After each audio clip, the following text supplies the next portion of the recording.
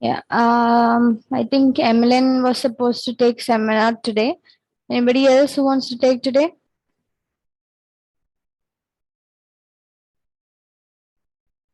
Anybody else who is prepared already? No. Okay, then we'll wait for 5 minutes.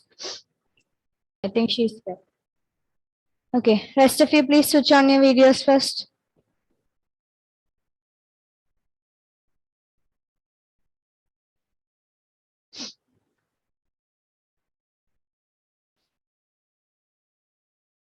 Emily, are you ready with the seminar?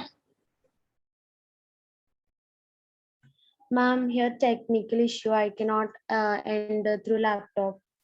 Ma'am, let me check again. Okay, just check. Okay, keep your videos on, please. Everyone, switch it on first. Nestle, Riva, Sandra, Anila, Abdul, Kevin, switch on your videos.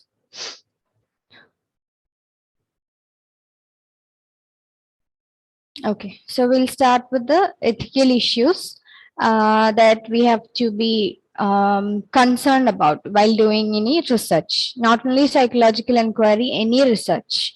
We have to be informed about these 5 points. There are other ethical issues that concerns the research, but these are the 5 main points that we have to note. Okay, I'm sharing the screen. Ethical issues. So it starts with ethical principles. Other than those 5 points, we have something as an introduction, that is ethical principles. That is page number 40 is given. The first paragraph is about these principles to be followed while doing a research. First, and most of it is just self-descriptive. So we'll go fast with this. First point, respect for person's privacy. The researcher and all the investigators of the study, they have to respect the participants' privacy. Okay, whichever subject we are taking for a research, we have to respect their privacy. Which means, again, when we did one example, I told you, we don't write the full name of the person. Instead, we just write the initials. So that even when a psychologist practice also, that is the usual procedure. So if somebody else comes to see this report, they won't be able to identify this person. Even though we discuss the case with some other person, that person won't be able to identify this individual with the name. Name is the first identity, isn't it? Name is the personal identity, the first and the most important personal identity that we have. So that is one way of protecting that person's privacy. Okay. And the second one is choice to participate in the study, which means the participant should not be forced to participate. Okay. We can give them an option. They can either engage in this procedure, or they can unanimously, they can just move out of the study. Even during the study, if they are not comfortable, they are free to leave. Okay, that should be already informed prior to the study. So we have to give them a choice, either to participate in the study or not. It's not only applicable to the starting of the study, but all through the study or all through the research, we can give them an option that you can either continue being a part of the study, or you can move out. You can leave. Okay, you're free to leave. That should be informed to them. Then, beneficence of protecting the participants in the study from any harm. Beneficence means causing benefit. Okay, protecting the participants in the study from any harm. We have to make sure that they are protected from any kind of harm, whether it be psychological or physical or political, economical, anything.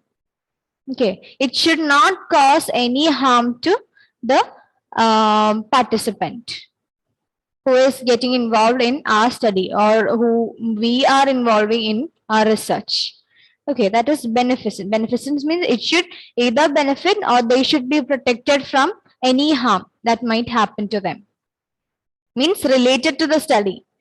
We cannot protect the participants from all the harm that might happen to them in their life, isn't it? These harm means it's concerning to the study. Because of our study, we should not cause any harm to them. That's the point. Okay. And last one is justice or sharing the benefits of research with all participants. It should not be beneficial to just one set of participants. It should benefit all the participants.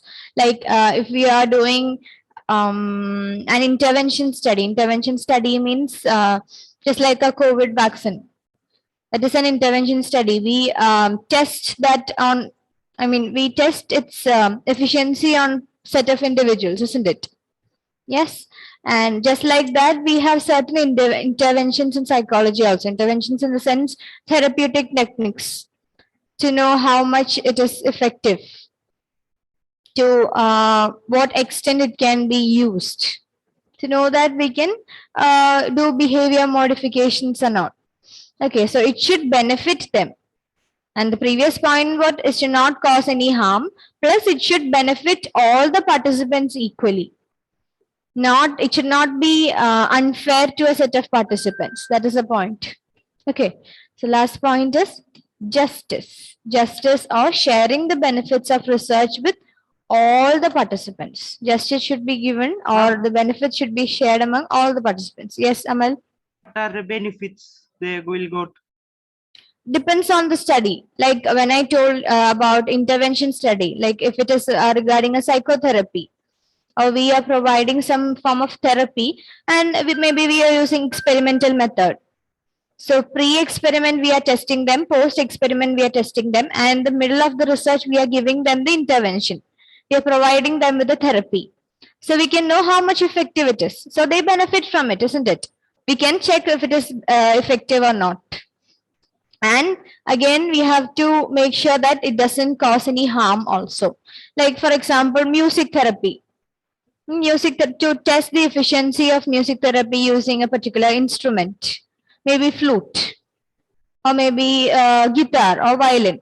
We can take any one, and then the music therapist can provide therapy to maybe a set of patients with anxiety disorders. And we can check its efficiency. But we have to make sure that this will not cause any harm to them. That was the previous point. And we have to make sure that it is equally given to all of them. And the benefit is shared by all the participants of the study. That's it. Okay. And the benefits varies from one study to the other. Depending on our purpose, our methods, our set of participants and all. Okay. So that was about the ethical principles. These are just given as an introduction to the ethical issues. Bilash, do you have the textbook? Yes, ma'am. Can you read first paragraph? As you know. As you know, psychological research is concerned with human behavior. The researcher is expected to follow certain ethics or moral principles while conducting the studies. These principles are respect for person's privacy and choice to participate in the study, beneficence or protecting the participants in the study from any harm, and justice or sharing the benefits of research with all participants. Some of the important aspects of these ethical principles are described as follows. Okay.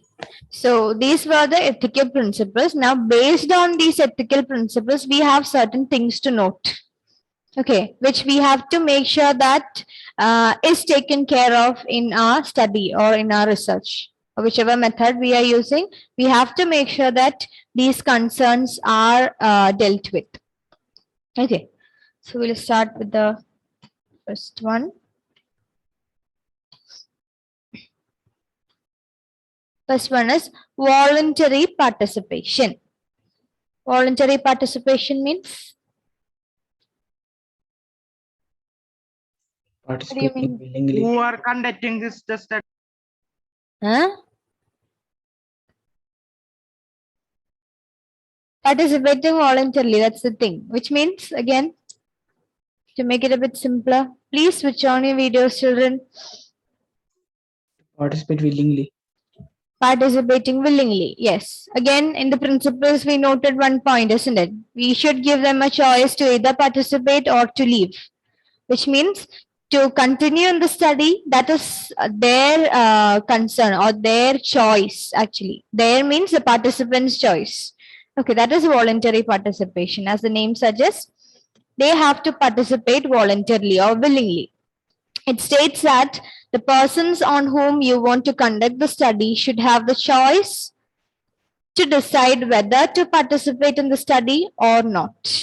Okay, participants should have the freedom to decide about their participation without any coercion. Coercion means coerce. What do you mean by coerce? You know it, but you're not able to express. Like Ma'am? external pressure. Yeah, it's like forcing someone in simple terms. Okay, coercion means forcing. Yes, Amal? Is the meaning in that last sentence, once it was begun without penalty means We what, are ma'am? coming to that point. Wait, be patient. Okay. Yes. So without any coercion or excessive inducement. Excessive inducement again means persuasion. Persuading someone or forcing someone to participate in this study. Then, and the freedom to withdraw from the research without penalty once it has begun, which means I told you, not only in the beginning of the study they can choose, but all through the study they can choose whether to continue participating in the study or they can leave. Without penalty means without giving any fine. Okay, just like you have been admitted in a new school. Imagine like that. Okay, and you have given fees in the beginning.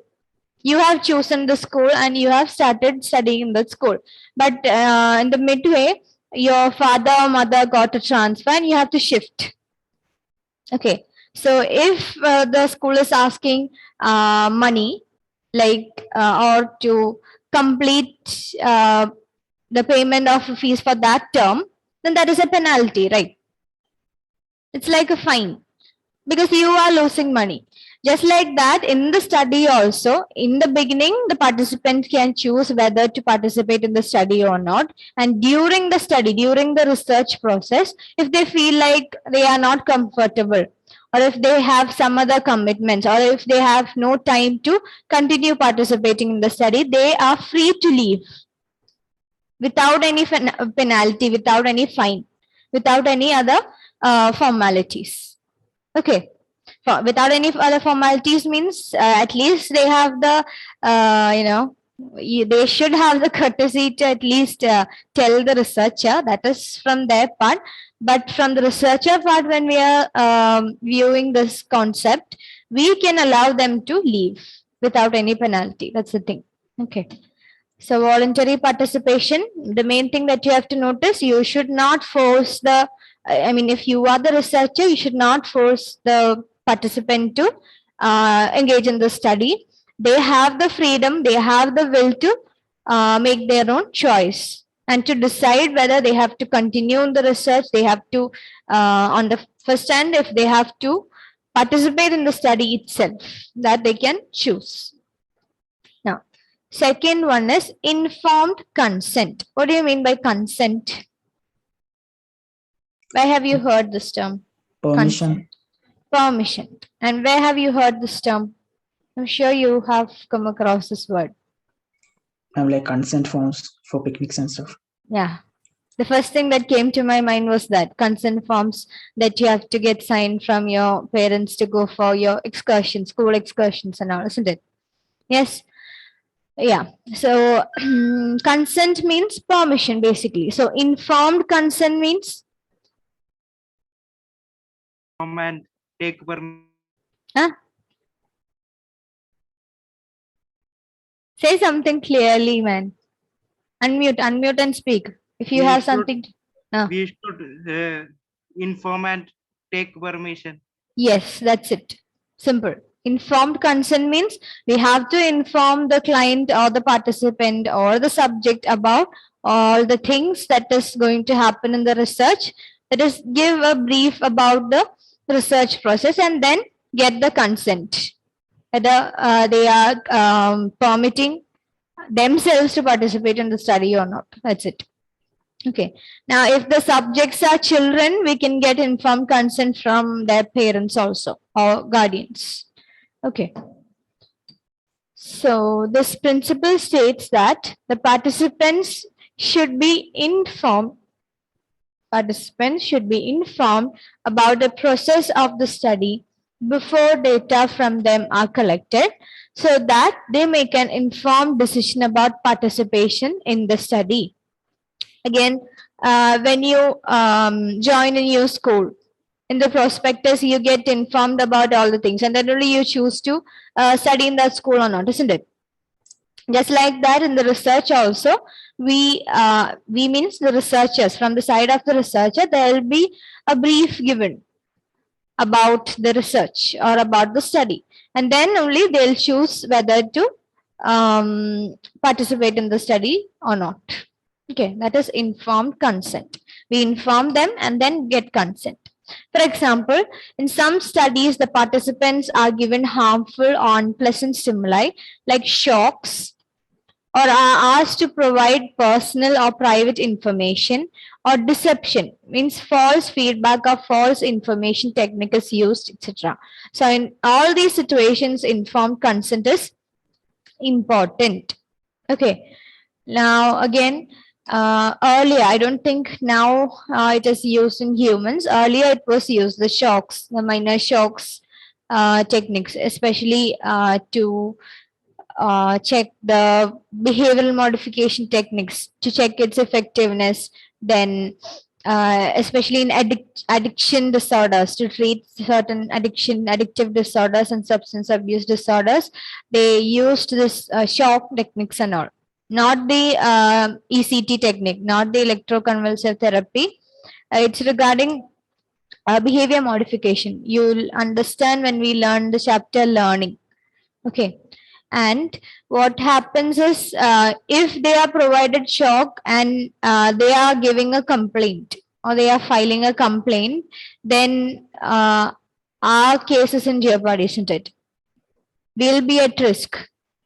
Because if we don't have the informed consent, then obviously we'll be at risk. So what we have to do is, we have to inform the client or the participant that these all procedures will be done in the research, and if they are okay, then they can participate. You have to get it signed, the informed consent. There is an informed consent form for any research. Okay. So we have to get it signed. So if they file a complaint, then we can show this, isn't it? We have a proof. Yes. So that should be done. That is why this comes under the ethical issues or the ethical concerns. Then, so that is informed consent. So the first one was voluntary participation. Second one is informed consent. Third one is debriefing. Debriefing means, here did you see the word deception? Yes. Deception means, in real life or in normal terms, what would deception mean? Deception.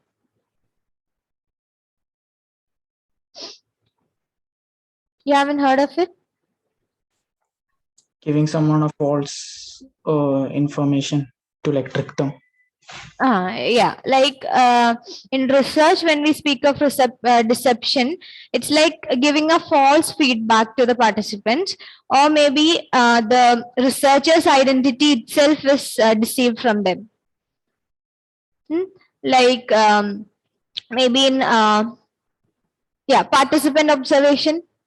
When we talked of participant observation, we told that the researcher is a part of the group which is being observed, isn't it? So if I tell that I am the researcher, I am the observer here, and I came to participate along with you and then observe, that will again affect their behavior and feelings and thoughts and emotions, everything, isn't it?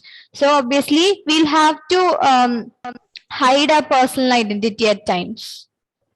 Yes, but after the study, we can inform that this was the case, and this is why I did not tell you prior to the research that I am the researcher.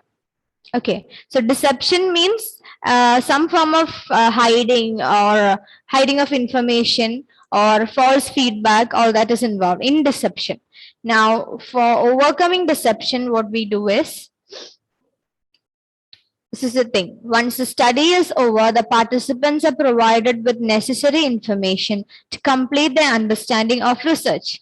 And it is during this debriefing process that we talk about the deception process. Why did we hide information, or why did we hide our personal identity, or why did we give false feedback? Again, if we are using a placebo effect, if we are using placebos, then obviously we have to inform them, right? The effect is not because of this particular drug or this particular technique. It's because we use the technique called placebo technique. We have to inform them after the study. Okay, we'll read once more. Once the study is over, the participants are provided with necessary information to complete their understanding of the research. That is the aim. For the participants to get a complete understanding of the research, we means the researcher has to do this process called debriefing. This is particularly important if deception has been used in the study. Debriefing ensures that participants leave the study in the same physical and mental state as when they entered. It should offer reassurance to the participants. The researcher should make efforts to remove any anxiety or other adverse effects that participants may have felt as a result of being deceived in the course of the study. Okay, so again, imagine, which was that movie again, which we discussed? Mehuna. Mehuna. Yeah, in that movie, afterwards, all those college students get to know that this person was a military officer, isn't it? The hero was a military officer. And then he explained why this happened. Even his brother was very furious about him, being in some other's identity and being here, isn't it? Yes. And afterwards, when this hero spoke about the reason why he is doing so, they were all right, isn't it? Just like that, in our process, in research process also, what we do is we use the method of debriefing to inform the participant about all the processes that they have been through. Even if we don't use a deception method also, we have to debrief to the participants. It's like giving them a feedback, positive feedback. Like after, even if you go to a doctor for consulting and after the treatment, the doctor gives you feedback, isn't it? To let you know what your situation now is, what has been done, what is the treatment, how much it has been effective. Yes, doctor gives you feedback in follow-up sessions. Just like that, after the research, after the study, the researcher also has to give a feedback in the form of debriefing to the participant. Okay, now if they are once one fine day the researcher comes and tells that I am not this person, I was the researcher, my identity is this. Now then the participants will be very furious, isn't it? Because they have said or shared so many personal information with the researcher, or the researcher has been observing and measuring so many psychological attributes of this person. So they'll be worried. At least some of them will be very anxious, very much anxious about this. So the researcher has to actually speak to them. They have to explain why this happened. And also the researcher has to ensure that no harm will be caused for these participants. Okay, then only they should be allowed to leave the research as a whole. Okay, so that was the point of debriefing. Now, next one is sharing the results of the study. Okay, now the research is over. We have taken informed consent, voluntary participation has been ensured, then the research is over, debriefing is also done. Now we have a set of conclusions and results with us, isn't it? That is the final step. After analysis, we have an interpretation of the result, all those is done, and we have a set of results with us. conclusions with us, conclusion of our study. So we have to share that results of the study. How do we do that? In psychological research, after collecting information from the participants, we come back to our places of work, analyze the data, and draw conclusions. Analyzing data, which two methods do we use? Yes? Anyone? Statistic. Statistical methods that can be done. Two main methods that we discussed. Analysis of data. Starting with Q. Quantity, quality. Quantitative and qualitative analysis. Yes. And after doing that, we draw conclusions. Finally, we get some conclusions. It is obligatory for the researcher to go back to the participants and share the results of the study with them. Okay. When you go for data collection, the participants develop certain expectations from you. One of the expectations is that you'll tell them about their behavior that you have investigated in the study. As a researcher, it is our moral duty to go back to the participants. This exercise has two advantages. One, you fulfill the expectations of the participants. Second, the participants may tell you their opinion about the results, which sometimes may help you develop new insights. Now, if you are doing a study on, say, 10,000 participants, it is not very easy to go to each of the participants and inform them about the study. So what you can do is you can share the conclusions of the study as a journal article or something so that they can read. Okay, they can read the entire study, they can read the conclusions, they can make meaning out of it. Okay, and why are we doing this? One is, again, the participants will have an expectation, or they'll have a curiosity, isn't it? They have been participating in the study for a very long time, and they would like to know what was the entire process. Okay, that is one reason why we are doing this. Now, another reason is if we go back to the participants, then they might give you more information regarding this. Again, if the conclusions about them are wrong, also they can tell, so that you can revise the study if you want. You can do the study once again, or maybe some other researcher can repeat the study. Because in the beginning we told, right, it can be duplicated, it can be replicated. If it is a standardized, if it is conducted in a standardized manner, then we can duplicate it. So that is the point of sharing the results of the study. We share the results of the study with the participants and with the general population. Okay. Yeah. Next one is confidentiality of data source. Have you heard the word confidential before? Confidential. I hand you hidden, kind of. Now, if we all are assistants of Sherlock Holmes, okay? I hope there is no one who's not knowing whom Sherlock Holmes is. Yeah, okay. Now, we all are assistants of Sherlock Holmes, and he hands over a file to each one of us saying that this is strictly confidential. What does that mean?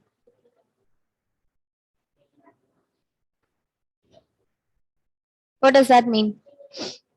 Again, switch on your videos, everyone. Please switch on your videos. Alina, Malavika, Eva, Nesli, Omar, Basuri, Abdul, Anila. Switch on your videos. Abhinav.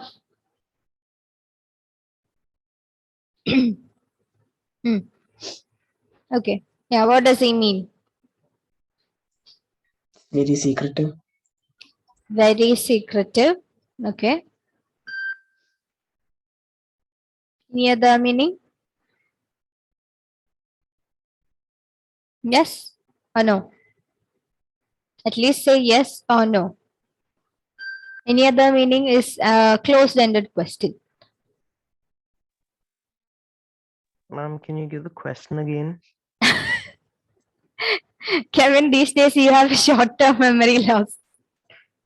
The question is, when he says the files are confidential, then what does he mean by that?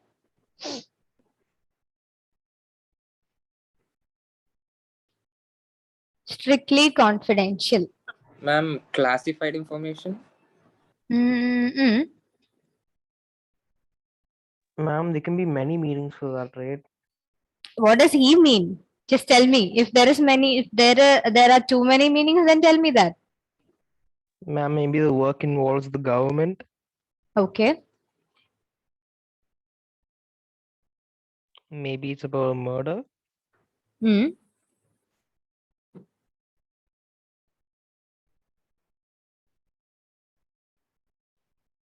That's all. Okay. Now let's see what our confidentiality is. The participants in the study have the right to privacy. When we discussed about the principles, we discussed that respect for person's privacy should be ensured, isn't it? And I told you these 5 points are based on those principles. Okay, so this is based on the first principle, that is confidentiality of data source. They have the right to privacy, which means whichever or whatever information they are sharing with us, it should be maintained confidential. Okay, which means it should be kept private itself. We shouldn't make it public. That's a point. The researcher must safeguard their privacy by keeping the information provided by them in strict confidence. The information should only be used for research purposes, and in no circumstances it should be passed on to other interested parties. See, now if one of the family members of this participant, suppose I'm the researcher and you all are the participants of the research. Okay. Now, Alina's brother is coming to me and asking, ma'am, she was the participant of your study, right? So I want information about her. I just want to see how she's doing. So can I give that information to him? No. Can I hand over that? Is it ethical? I can hand over, but it is unethical to do that. Okay. That's a basic thing. I have to, if I am a researcher, I have to safeguard the privacy of my participant. That is my sole duty. Okay. Ma'am, what about in the case of parents? Like if the participant is underage? Underage means if they are coming to test something, like if they are going to a psychologist to test something, then it's okay. And so if you're a researcher and your participant is a minor and his parents signed the consent forms, the informed consent, so do they have the right of information about the child? In a children's case, we have certain even more things to concern regarding ethics. Okay, like if we make a problem here and there, then the children's rights community and all will come and they'll sue us for sure. Okay, and in the consent, in the informed consent, if it is again regarding some intelligence test of children, suppose if we are measuring the intelligence of if that is the topic of our study, then if the informed consent includes that the researcher can inform the participants of the score afterwards, then obviously we can give information. Depends on the topic of our research. Okay, and basically regarding children, it's the generalized result or the conclusion that we provide to all the participants. As I told you, if 10,000 participants are taken, we cannot go to each one of them and then inform about the conclusion, right? And if 10,000 participants or 10,000 parents come to us asking about this, do we have the time to speak about all the cases? No, we'll not. So what we give them is the generalized form, the conclusion, the main conclusion or the main result what we get from our study. Okay, we can tell them, suppose maybe we are taking IQ scores of children of different IQ scores. And then we are doing a study and we are concluding that this level of IQ score, suppose the individuals or the children with average IQ score has these many capabilities. The children with inferior IQ score has these many capabilities. We can give them that information. But it won't be possible to give them the information that your child has this intelligence, so this capabilities are there for the child. Okay, so from that they can go to a psychologist, get the child's IQ tested, and from the results they can refer, isn't it? If my child belongs to this category, then these capabilities are there, like that. Okay. So that point was confidentiality of data source. The most effective way of protecting the confidentiality of participants is not to record their identities. Not to record their identities. Even I told you when we in the starting, I told you we don't write the full name. Instead, we'll write the initials. Or we assign certain numbers to participants, like token numbers and all. Right? In hospitals, we have token numbers, isn't it? They are being called. If you take an appointment, the token numbers are being called out instead of our names, at least in some hospitals. So like that, we use either numbers or we can use these initials. Again, in your board exams, you have a register number, right? You're not supposed to write your full name. That is because they won't, the invigilators or the people who are correcting your answer sheets, they shouldn't be able to identify you with the name. 80 That is- lakhs of people are there. Yes, that is why you're given register numbers or roll numbers. Okay, just like that in the research also, either we assign the numbers or we can assign the initials. If it is Amal Roshan, we write AR, A.R, like that. Now, this is, however, not possible in certain kinds of research. In such cases, code numbers, as I told you, code numbers are given on the data sheet and the names with the codes are kept separately. So we have to identify, right, which participant is which number. So we have to maintain a list with the participant name with the code number, but what is given to the participant is just the code number. If we are writing a report for each case, we are just writing the code number. Understood? Or confusing? Understood. Okay. Understood, ma'am. Ma'am, Yes. after this research, we should destroy this identification of. Actually not, because if there is any mistake, if somebody comes with a problem, then again, if we destroy it, we won't be able to recognize what is the problem, who is having the problem, isn't it? So at least for a few years, it's good to maintain. But make sure that it's not shared with anybody else. That's the sole point. Okay. Now, where did we reach? Yeah, code numbers are given on the data sheet and the names with the codes are kept separately. The identification list should be destroyed as soon as the research is over. Okay. All right. So I think these are the, yeah, only those many points are there. I'll just give all the points together. Emmeline, will you be able to take today? Yes, ma'am. Do we have time? But 3 more minutes. 3 more minutes. So we'll Sorry. take next day. Can you take next day? Yes, ma'am. Okay. So first one was voluntary participation. Next is informed consent. Then debriefing. Then sharing the results of the study. Then confidentiality. These are the main points. Okay. And belated happy birthday to Emmeline and Sanam also. Sanam is absent today. Yeah, we didn't know. You should have told us, no? Yesterday itself. Did you guys wish? Did they wish you, Emmeline? Okay. So with that, we complete chapter 2. And from next day onwards, we'll start with the seminars. Who all are doing chapter 1 seminar? Emmeline is there, Devika, Amal Roshan, yes, Eva, And me.